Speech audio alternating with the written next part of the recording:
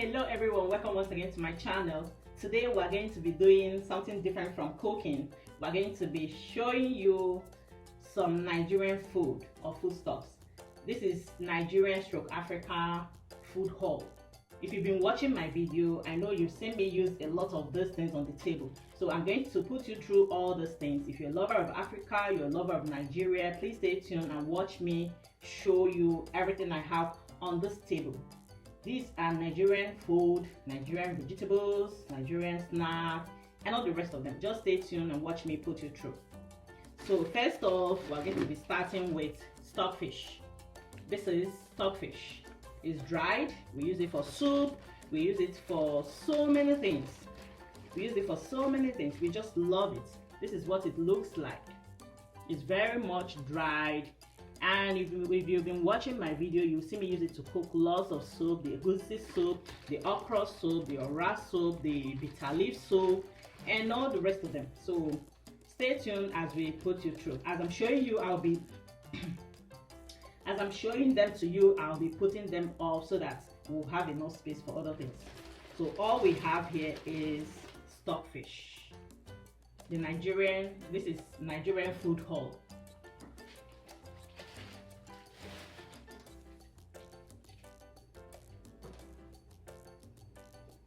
The next thing I'm going to be showing you is the dried catfish.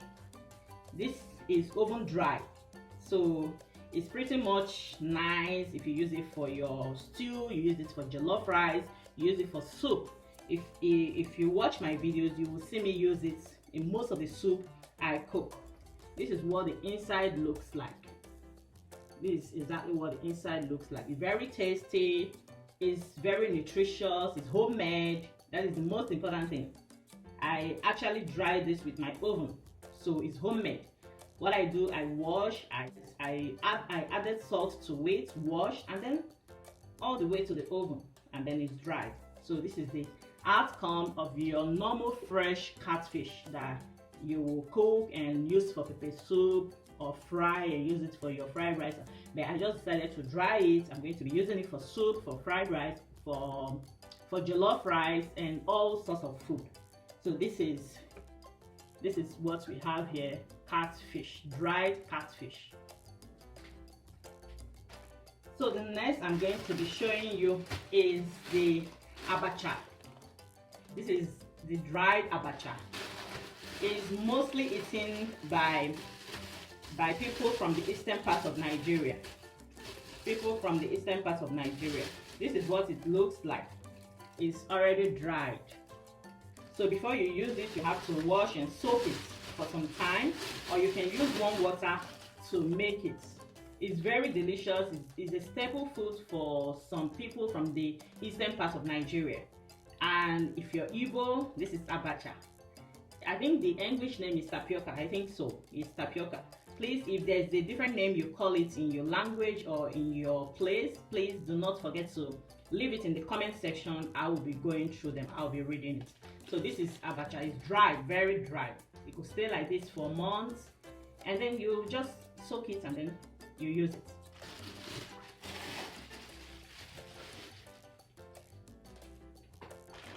Here is a seasoning cube.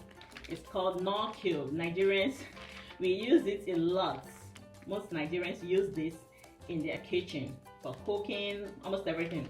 So this is Norkill, Nor seasoning cube. This is what it looks like. It's usually a paired cube. This is what it looks like. Norkill. It's a nice seasoning cube.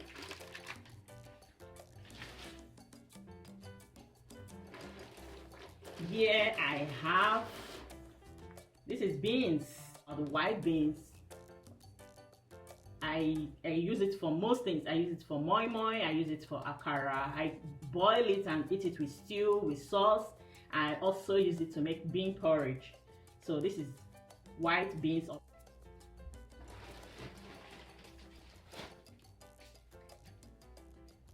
So the next I have here is the hibiscus leaf or flower. Yes, you'll be wondering why hibiscus. This is what it looks like. Nigerians will call it zobo leaf. Yes, it's hibiscus. If you drink lots of hibiscus tea, this is how it is. This is the organic, unprocessed hibiscus. So I usually boil it in water and drink it with my sugar or sweetener, just like any tea you would take. We call it zobo in Nigeria. Zobo. So this is the hibiscus leaf. Here I have peanuts. This is fried peanuts. I use it as snack. I use it to take my gari. I'm going to be showing you later. And this one is still the same peanuts. The same peanuts, but I'm going to be using this for my peanut butter, spiced peanut butter, because I'm going to be spicing it. Spiced peanut butter. I could use it to eat my bread, to eat my yam, to eat my biscuits. Yes, so I'm going to be using this for butter.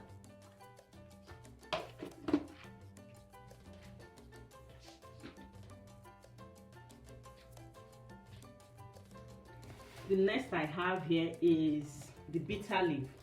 This is bitter leaf. It's been washed and dried. So if I want to use it, I'll just soak it in water for a few minutes, and then it's soft again. Then I could just go ahead and put it in my soup. If you have not been watching my video, please watch my video on bitter leaf soup or ofe onugbu. You will get to see how I use it. So this is dried bitter leaf.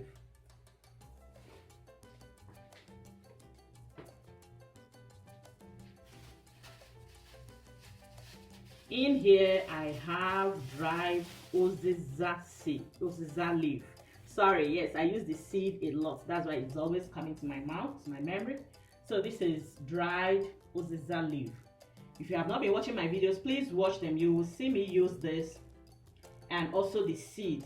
It's quite spicy, but I love it. And it's so nutritious. So try and watch my videos so that you will see how I use them.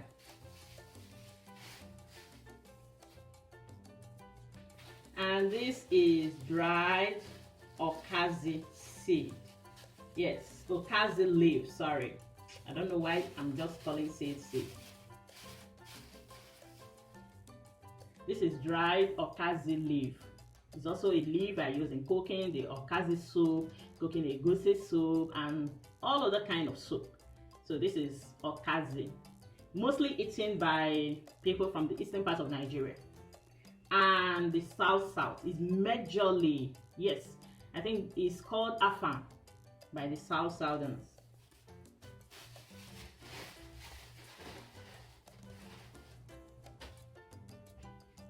Yep, here I have the melon egusi. Yes, you've seen me prepare different kinds of egusi soup, the easy one, the fried one, the non-fried. This is the egusi seed, the melon seed. From this seed, you will get the powder that you use in preparing all those kind of soups. So this is the egusi seed. I think I have more of it here. This is also egusi seed. I will open it and show you what exactly it looks like.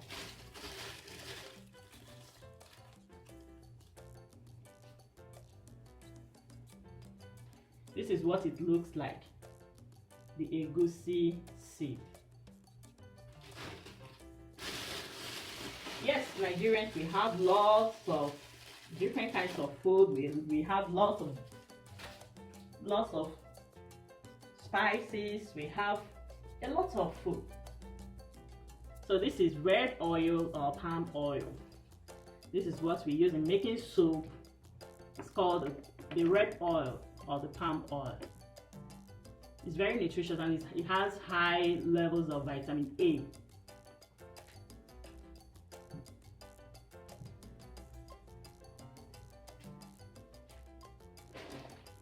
Here I have the breadfruits or ukwa. The breadfruit or ukwa. This is already dried, so I cook it and then eat it. Let me show you what it looks like. This is what it looks like. This is ukwa. or breadfruit. I mean, it's very delicious. It's very delicious.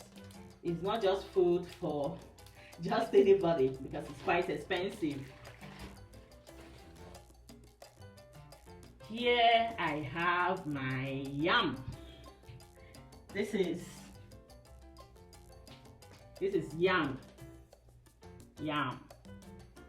So if I don't know if there's anybody who doesn't know what is yam. If you don't, it's a tuber food, and we boil it, we fry it, we roast it, we use it to make porridge, we use it in thickening our soup. So many uses of yam. And watch out for my next video. I'm going to be showing you how I preserve this yam. If I want it to stay months for me, if you leave it like this, of course it will spoil. Definitely it will spoil. Maybe in the next 1-2 weeks it will spoil if you leave it this way.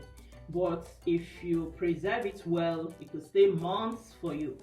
So watch me as I will show you in the next video how to preserve your yam so that it will stay for a long period for you.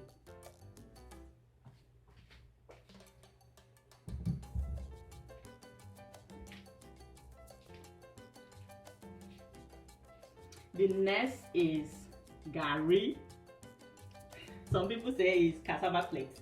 I don't know, but it's made from cassava, fermented and fried. I mean, it's who doesn't eat gari in Nigeria? You could put it in water and drink it directly. You could use it to make eba or fufu, just to swallow it with your soup. If you don't have this in your house and you're a Nigerian, you're missing. I don't know about other African countries if they actually eat gari, but it's a staple food for most Africans. For Nigerians, it's a staple food. Most people will definitely have any kind of cassava products in their home. This is gari, is a cassava product. The other one I showed you that I call tapioca or abacha is also a cassava product. Cassava is our staple product in Nigeria. So this is gari. This is also gari. If you're around me, send me an email, do me a mail. I don't mind sharing with you. There's love in sharing. So after that, guys, I have my grinded crayfish here. Yes, this is crayfish. We love to use lots of proteins in our soup. Yes, we love lots of proteins. We put crayfish, we put dry fish, fresh fish, beef, chicken, all kinds, snail, all kind of proteins we can use just in one soup to make it look very rich, very nutritious, and very delicious. So this is grinded crayfish. I'm going to be using it for some time. Yes. Guys, I have not finished. This is scent pepper or black pepper. This is grinded scent pepper or black pepper. Yes, it's very spicy. Just a half spoon of it could send you to exactly where I don't know.